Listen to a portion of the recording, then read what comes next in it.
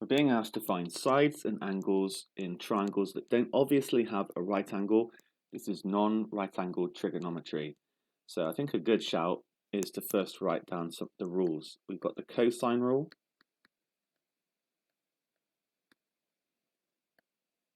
A squared equals b squared plus c squared minus 2bc cos a. And we've got the sine rule.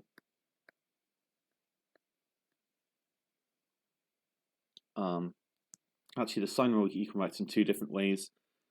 If I write it in terms of the angle, it's going to be sine A over A equals sine B over B.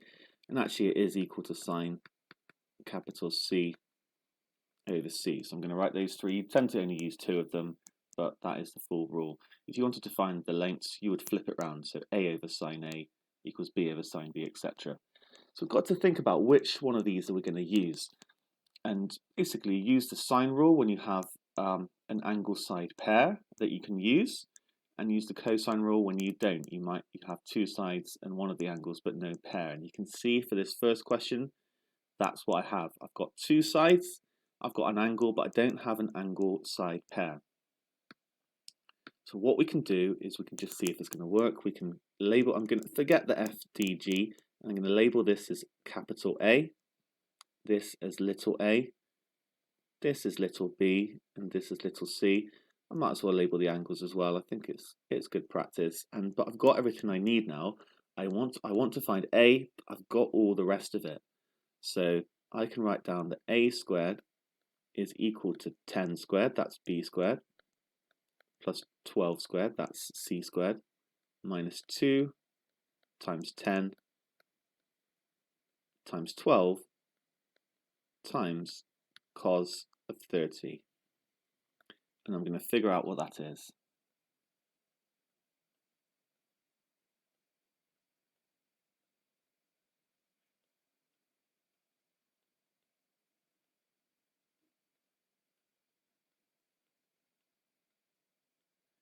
$36.153. And therefore a is going to be the square root of that, because I've got a squared. 6.012. And I'm going to round that to three significant figures, 6.01 centimeters. Right, second question. You're unlikely to get asked to use the sine rule twice, and in any case, we can see that we do have an angle side pair here. They're opposite one another. I didn't really talk about what that actually meant before with angle side pair, but that's what I mean. I've got an angle and a side that's opposite to it that I know. And that's going to mean that I can work out the other angles. I'm actually being asked for this angle here, and I don't have a side, so I'm first of all going to need to work out this angle because I've got everything I need for that.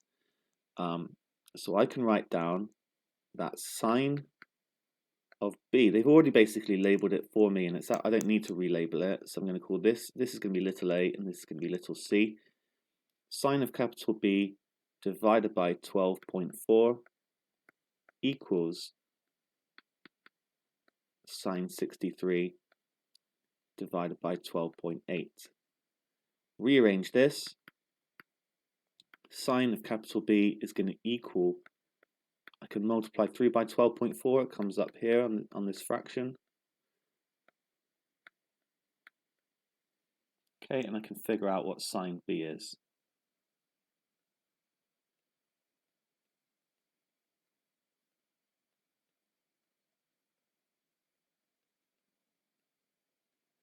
.8631.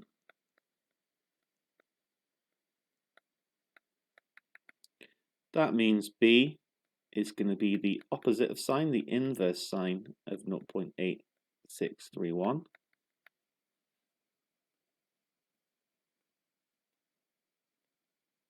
Really good practice to use the answer button. Don't be like writing it down, to lots of accuracy. Just it's there.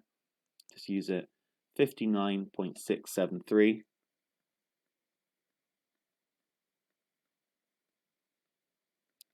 Okay, now let's just, so that's this angle here. Let's just remember we're actually being asked for angle ACB. That's this one. So to finish it off, I can write down that angle ACB is, I can just use the fact that the angles in a triangle add up to 180. So it's 180 minus 63 minus 59.673.